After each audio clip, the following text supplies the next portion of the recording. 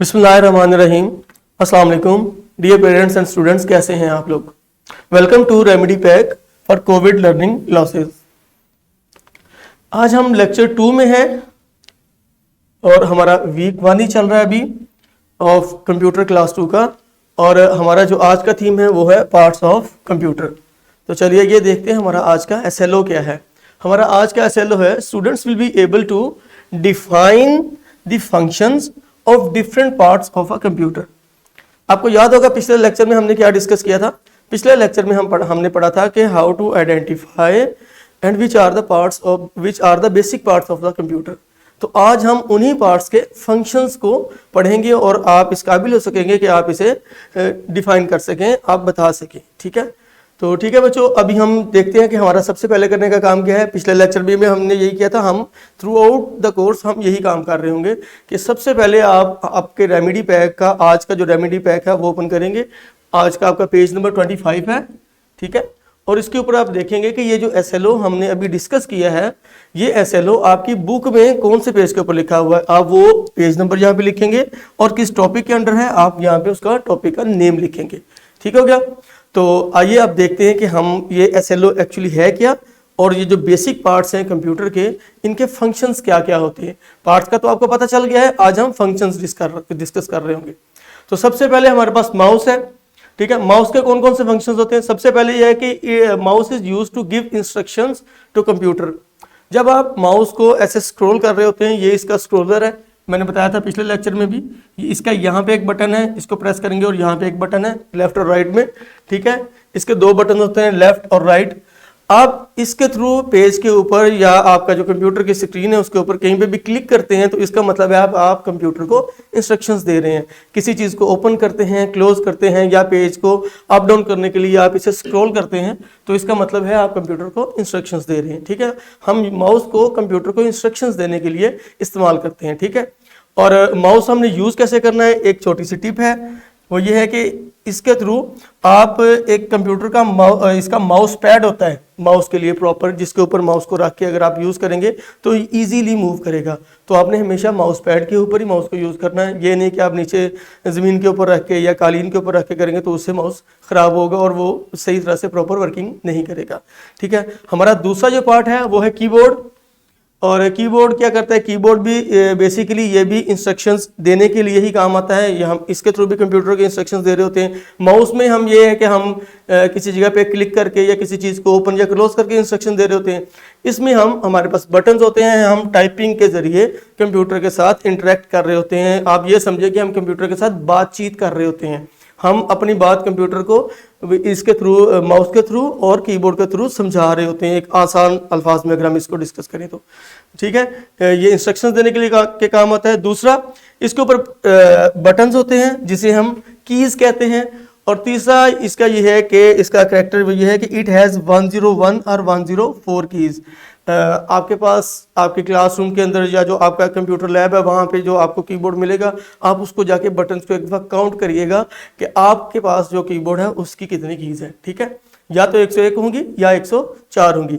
तीसरे नंबर पे हमारे पास जो है सेंट्रल प्रोसेसिंग यूनिट है। आमतौर पे हम इसे CPU ही पुकार रहे होते हैं या हम इसे सिस्टम यूनिट कह रहे होते हैं, लेकिन इसका एब्रीवेशन ये बनता है सेंट्रल प्रोसेसिंग यूनिट। ठीक है, इसमें क्या है, it has all the components of computer inside. Computer के जितने भी छोटे छोटे कंपोनेंट्स होते हैं वो इस बॉक्स नुमा डब्बे के अंदर मौजूद होते हैं जिसे हम CPU कहते हैं।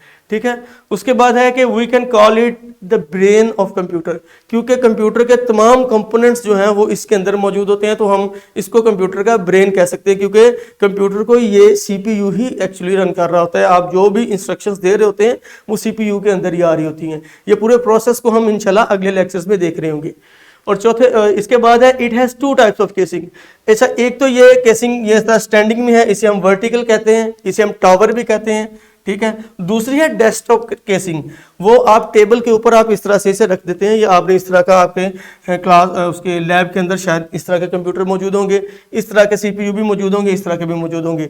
तो जो इस तरह का है उसे हम टावर कहते हैं केसिंग को, या और ये वर्टिकली होता है, और ये जो डेस्कटॉप के ऊपर होता है ये ऐसे हॉरिजेंटली टेबल के ऊपर रखा होता है या नीचे भी रखा होता है।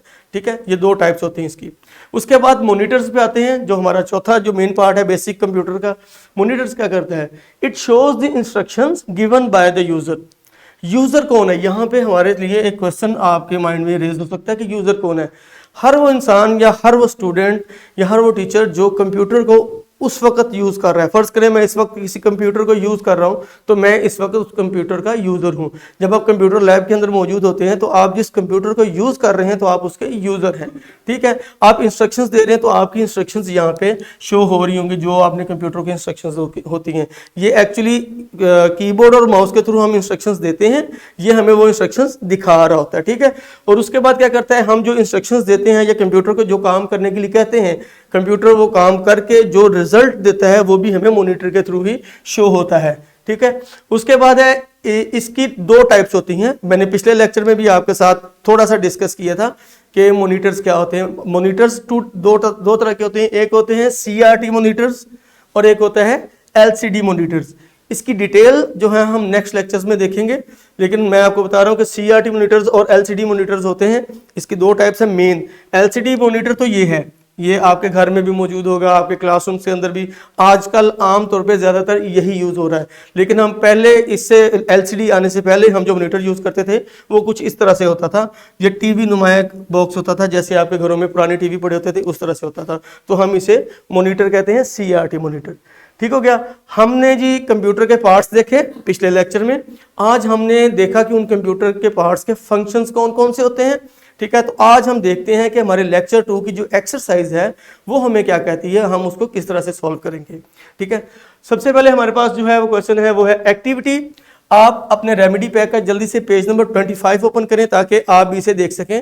एक्टिविटी क्या है? Colour the basic parts of the computer. ठीक है, आप इस इमेज को गौर से देखें ज़रा। इसमें जो बेसिक पार्ट्स हैं कंप्यूटर के, ये 6 इमेजेस यहाँ पे लगी हुई हैं। आप देखें इसमें जो कंप्यूटर के बेसिक पार्ट्स है ना, आपने उनको अपनी मर्जी का कलर कर देना है। ठीक है, उसके बाद सेकंड क्वेश्चन है हमारे पास, चूज द राइट आंसर। पहला ऑप्शन है identify the part of computer which shows the result of processing of a computer. जो कंपोनेंट कंप्यूटर का या जो पार्ट कंप्यूटर का उसका रिजल्ट शो करवाता है, आपने यहाँ पे उसको आइडेंटिफाई करना है। अगर ये वाला है तो इसको इंसर्कल कर दें, ये वाला है तो इसको इंसर्कल कर दें। इसी तरह बाकी के 3 क्वेश्चंस भी हैं। A keyboard looks like typewriter और पियानो। ठीक है, तीसरा क्वेश्चन है which part of computer looks like TV screen, CPU और मॉनिटर। तो आपने देखना है कि CPU आपके टीवी की तरह दिखाई देता है या मॉनिटर आपके टीवी की तरह दिखाई देता है। तो जो आपको आंसर सही लगता है आप उसको इंसर्कल कर देंगे। चौथा हमारे पास ऑप्शन है यहाँ पे how many types of CPU casings. आपने बताना है कि CPU केसिंग्स की कितनी टाइप्स हैं। तो जो आपको यहाँ पे आंसर ठीक लगता है आप उसको इंसर्कल कर देंगे। ठीक है, अब इसके बाद हमारे पास जो तीसरा क्वेश्चन है वो ये है, ये हमारे पास शॉर्ट क्वेश्चन है बेसिकली।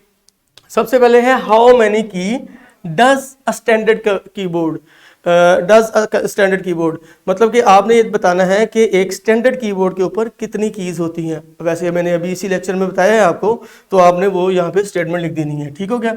उसके बाद दूसरा क्वेश्चन है name the types of a monitor.